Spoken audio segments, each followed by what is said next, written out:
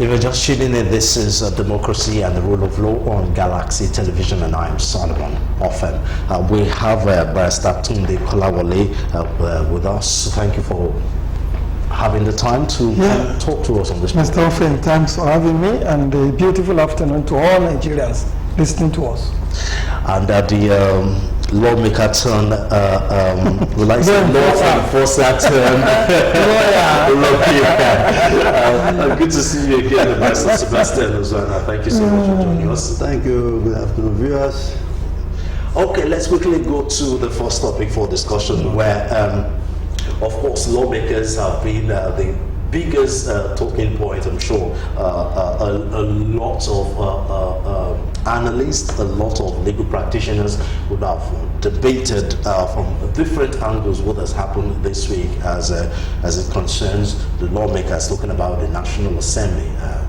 By that we mean the Senate and the House of Reps. And for the first topic, INEC, Commissioner on Saturday, suggested that it has the capacity to transmit election results electronically from remote areas across the country.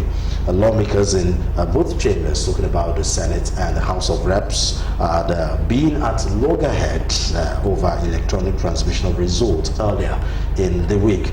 The House was thrown into catastrophe, if I can use that word, on Thursday as members debated Section 52, subsection 2 of the Electoral Amendment Act bill, which deals with electronic transmission.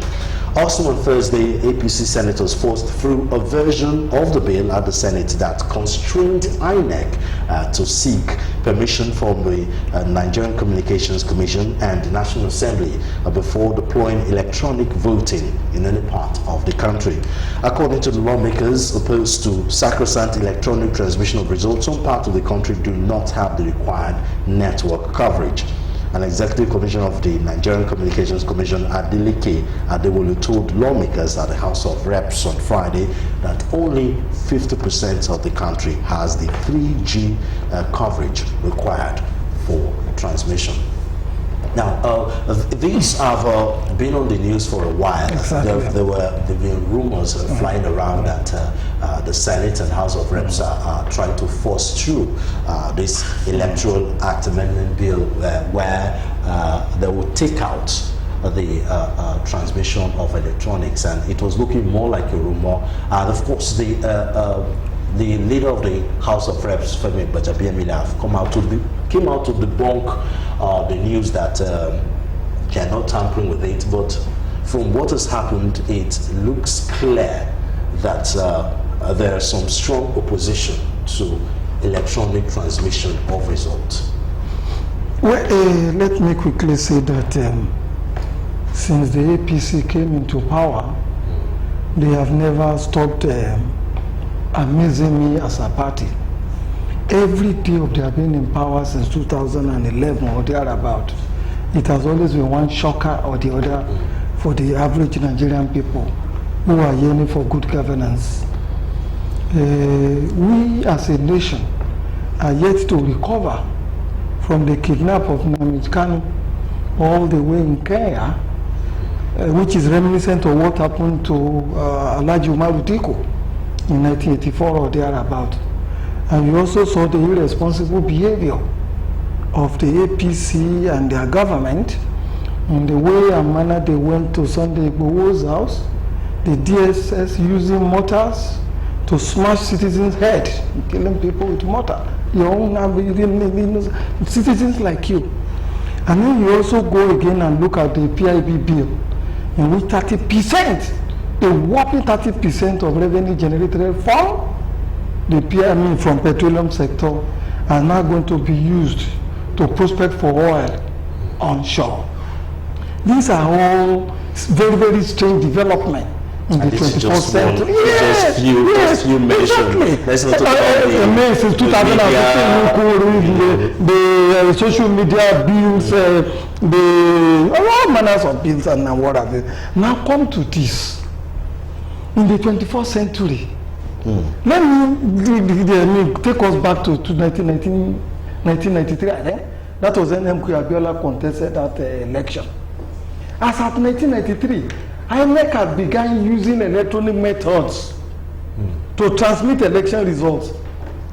I remember, I think I was still a journalist in there, and those of us who were covering the election, all you required to do is to sit at the INEC office. I think the election was conducted by Humphrey Nwosu or thereabout. And there was this giant television screen in there. As the results are coming in, it's hitting the screen and automatically updating itself. That is as far back as 1993. When things weren't exactly Exactly, the internet services and all that. We haven't even had the GSM that we are using now. Now, again, you have a situation in which INEC, when it came to Atiku's petition and all that, Atiku said he wanted to access the servers in which materials were being kept. He said there was none. How is it in files and papers that INEC has been keeping the records of the election that have been conducted in Nigeria since they returned to this civil rule about 22 years ago? The answer is no. There are servers in INEC headquarters. And what is server if not an electronic materials? But in order to frustrate Atiku's petition, they refused to let him have access to the server. And how do you present those mountain of documents coming from the different police booths all over the country, 774 local government, within the short space of time that the man had to defend or to prosecute his election petition? And let us even leave that. The card reader that you use, is it not an electronic material? When you slot in your card in there, like your ATM and what have you, it will hit a database, electronic database in an office to confirm whether you were registered and eligible to vote or not. And that same card reader can be reconfigured to really transmit whatever election result anybody wants to transmit from all over the country. And I say this again. It is not just the internet, it is not just through, it is not just through data and not all through the local network that you can transmit some of these results. You are now aware that there are some telephones that use internet, satellite, like the Turaya telephones and what have you. You don't need any network all over the country to be able to use Turaya. If you are in the desert and you have a Turaya in your hand, you can always transmit whatever result or whatever data you want to transmit. And you also even have things like the WhatsApp, in which immediately election is conducted, the different polling booth, the presiding officer, he tables the result in the return sheets and what have you, and now the party representatives sign. You can take a picture of that WhatsApp thing and then send it through WhatsApp to either the local government collation center, from the local government collation center to the state collation center, and then to the headquarters. So what I'm emphasizing, there are so many ways in the 21st century by which you can do electronic transmission of results in any part of this country, even where they are under, even when the local service providers are not available. But the truth of the matter is, as we have been seeing since the beginning of this election, the APC and the people in that party are not interested in a free and fair election. And that is the reason why they have been sabotaging all effort to really clean up the electoral process. Not that we can have very clean and robust election, unadulterated election that has integrity that everybody can vouch for all over the world. They don't want it. And the reason they don't want it is not too far-fetched. These are people who are profiting from the maladies, from the chaos, from the dirty and ugly manner in which elections are being conducted. And when the people are profiting from the system, the possibility is that there has to be a push from the outside before you can force them or stop them from further doing some of the dirty things they used to do. I have cited this example here before, in which Professor Patutomi went to deliver a lecture somewhere. He was invited, and he gave a whole lot of recipes as regards how we can have a free and fair election in this country. Even after he delivered his lecture, those who invited him started booing him. Now, no, you prof, you don't know that if we follow all these processes and recommendations, we will be out of business. We won't be in the National Assembly anymore. We won't be governors. We won't be senators. We won't be councillors. And that has sometimes made Professor Patutomi say, look, the APC is a cult group. And I want to add another appellation. Now, it's not just a cult group, it is a conclave of criminals. And some of the things they are doing now, I'm not too sure they are aware of the implications. They are indirectly affirming and confirming and revalidating the position that Sowore has taken, that you will require to have a revolution in this country before you can turn things around. And the examples are numerous. Look at the challenges we are facing in the ports. All manners of security may have been deployed in there. But because certain people are profiting from the anarchy and chaos at the port, they have refused to allow the system to work seamlessly. That is what we are having. And the APC should be held accountable for whatever happens in the next election. Okay, Barrister Ozana, you were nodding your head in agreement. Let's hear your thoughts. You see, my humble opinion in this matter is very simple. I would like us to look at what the NAS has done by looking at the law. Section 78 of the 1999 Constitution as amended states, the side note says, supervision of election. 78 goes to show, to state that the registration of voters and the conduct of elections shall be subject to the direction and supervision of the Independent National Electoral Commission. This very provision is very clear that anything about election is within the authority of INEC. Anything that has to do with election, whether it is transmission of election result electronically or whatever. So as far as the law is concerned, I can submit this with all of contradiction, that the law they have passed, this section, the proposed section 52, is it 2 or 3? 2. If passed, will be declared null and void by the court. It should be contested.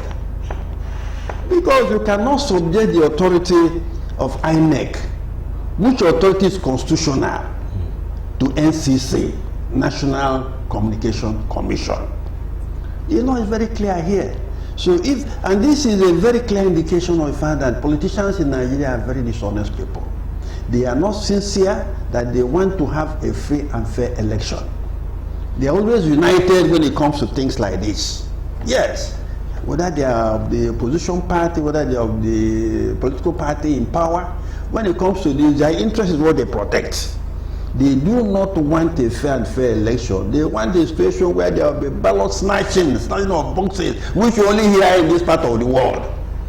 During the American election, do you hear anybody snatching ballot boxes or whatever? So what they have done is purely law, which can be contested, because the provision of Section 78 is very, very clear that everything about the election is within the purview, within the jurisdiction of INEC. So nobody should take it away from INEC. NCC has not, so whether NCC tells us that there is no network anywhere, which is not true. My learned friend had just talked about what happened as far back as 1993. I remember that time, you see that big board, the time of Professor Humphrey Nwosu, who conducted the most free and fair election this country has ever had. So what of today, 21st century, Nigeria, where you have the network, Turaya is there, go to any part of this country today where that Turaya, you can communicate with anybody. So it is not true to say what the LCC is saying, that there are some parts of this country where cannot. It is not true at all. It's just they are just united in not wanting to have a fair and fair election. And if they dare pass this law, it should be contested in court. Let the courts interpret. So that's my position. It's very simple. Now let's assume the NCC is correct with the fact that they are nothing of 3G coverage. I mean, there is still time for them to put a 3G network in areas where they have not. But before the election days. Yes. But even then, it is difficult to believe that. I mean, we are talking about 5G network now. If some places in the world already have 5G, the Chinese are already working on 6G. Exactly. So it's difficult to believe there are still some places in this country where there are no 3G network. It is difficult, but let's assume they are correct. So there's still enough time to put 3G network in places. Oh, absolutely. Wherever there is a will, there will always be a way. A way. Look at the miracles that the Chinese did when the COVID-19 broke out. Look at the hospital they built within, how many days? How many days that can admit thousands of people within. So if we are also committed, if the people in authority are sincere, if there is a political will, we still have all the time to put all these facilities. Almost 2 years. Almost 2 years to put all these facilities in place for us to be able to conduct. Transmit elections through the electronic method. But you and I know this is not the first time. I think it was in the 2011 Electoral Act too. It was because of that I think Mr. President refused to sign until that section of the provision was also jettisoned or removed from that Electoral Act. And from what my learned friend has read in here, do you know by that the implication of that constitutional provision that he has read, INEC does not even need, this thing does not even need to be in the Electoral Act before INEC uses electronic method to transmit election. It is an administrative matter. Whatever is convenient for INEC to do a free, fair and credible election by this law, which is in the Constitution, or by this provision of the Constitution, INEC has the leeway to do it. Yes. But the truth of the matter is that our courts have not always been helping the system. Because you know at the time, this card reader became an issue at the Supreme Court. And surprisingly, the Supreme Court I think ruled against it that it was not part of the Electoral Act and what have you at that period in time before it was now put in the 2000 election provisions. And you ask yourself, all the people in the Supreme Court today, how many of them don't use handsets, don't use a computer on their table? Most of our judges no longer write their judgments and rulings in long hands. They use technology. So the court is not supposed to be blind to developments in the technology around the society. In the environment. So if the courts also were to be helpful in cleaning up the system, which all of us are going to suffer the consequence if it is not done, then some of the rulings that we also get when it comes to use of electronics and things that will improve the Electoral Act, the ruling shouldn't be coming like that. It shouldn't be against the use of technology or deployment of technology. It's a merely administrative thing. If I say, look, this will help us to do a free and fair, credible election, any court of law in this country should affirm it. Should rule in favor of such a thing. But we are not getting that kind of support. And it is also amazing that you go to the bank and in 2-3 minutes time they have your data and they give you your ATM card or your credit card in some cases. And even the licensing office now. Yeah, and let's not talk about the BRT buses now in Lagos. Exactly. Now you can't even buy ticket, you need a card. Exactly. You go there, buy your card, and in 2-3 minutes time you give me a card for transportation. Exactly. So if transportation in Nigeria now is become electronical, let alone the federal. So it is difficult to believe that the federal government can put all these facilities in place for election. So it's just now. What does this mean now, Pastor Ozana? What does this mean now for 2023 election? Excepting and unless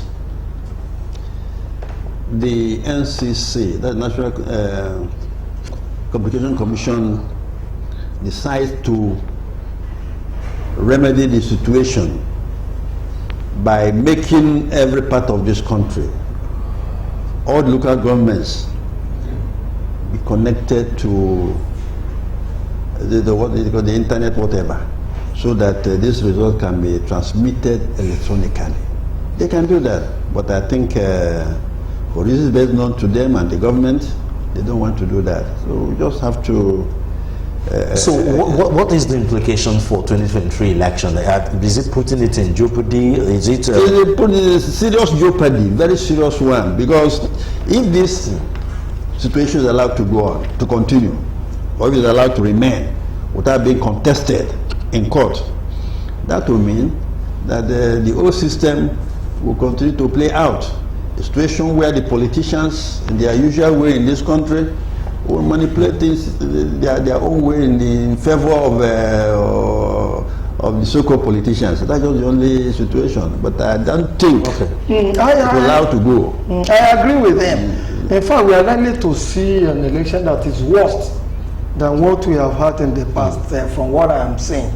It would appear that the party in power today is desperate to remain in power, and they will do just anything to continue to stay there, because twice now we have seen attempts being made to clean up the electoral process, and then the party in power has been resisting it for reasons best known to them. And you see, I keep telling people that corruption is not just about stealing public funds. In fact, compromising the integrity of election is worse than stealing public funds.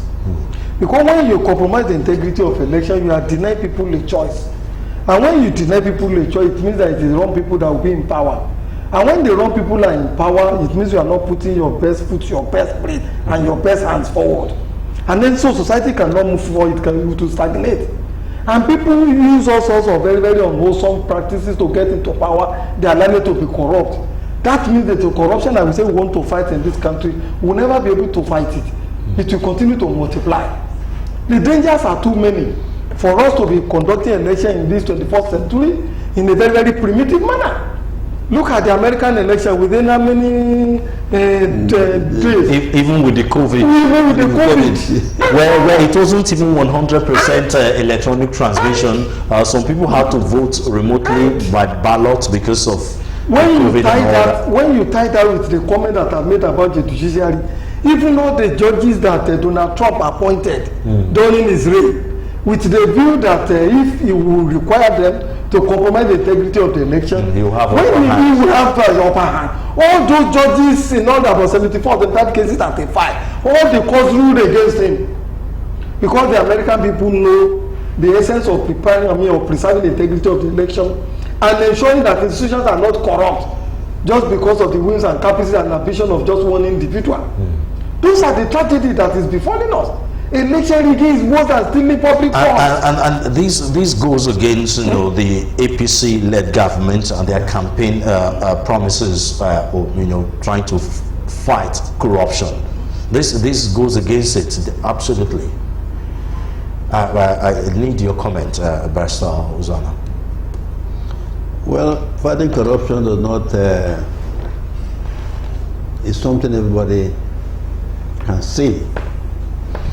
But from what is happening now, it is not in support of the claim by the party in power at the center that they are fighting corruption. Fighting corruption does not just mean going against people who are alleged to have stolen money or who are alleged to have done certain things that are wrong. Certain other things you do would amount to serious corruption. Like what is happening right now in the National Assembly, headed in which the ruling party is in majority. It is corruption by itself. So, final question on this now. How do the citizens now mount pressure on the legislature to do the right thing? I mean, democratically, the option would have been like a protest, non-violent protest, of course. But then again, this government have, shown that they don't like protests. So, how can we? Because it has caused quite a stir. Exactly. The lawmakers that are not APC in both chambers of the National Assembly have been against it, of course. They even staged the walkout, and the APC lawmakers, PDP lawmakers came out to say they are totally against it. So how do we, force the legislatures to reverse its position? Well, so many options open to us. Just like my learned friend has said now, one, we as lawyers don't encourage people to engage in self-help, and we don't want law and order to break down in this country. So the first recommendation one will make is that the other political parties can go to court, approach the court, file a suit to compel the National Assembly and then the INEC and then the SNCC to reverse this very obnoxious position that it is not practicable to transmit election results electronically. Secondly, in future, maybe some of these so-called human rights groups and bodies and foundations should also begin to consider themselves. Like Sarah has been doing a good job in terms of that. You know. So this time they can do it now in conjunction with the NBA. Exactly. To mount pressure on this thing. And like I'm saying again, we can also begin to see now that when laws are being passed, ultimately the people in the National Assembly will do what we call this public hearing. But most times the public hearing that they do is just to put just money in their formality. pocket, just formality. Whatever the recommendations people make or suggestions that they make, they are hardly incorporated into the final bills that is passed into law by the National Assembly. So we can also encourage some of these human rights groups and bodies and all that, and societies, Christian bodies, Muslim bodies, to also begin to have lobby groups when crucial issues like this are going to be put on the table, because at the end of the day, it is the entire society that will suffer for this thing. So they can have lobby group to really put pressure on the people in the National Assembly to revisit this issue of not transmitting elections electronically. Yes, my opinion on this is very simple once again.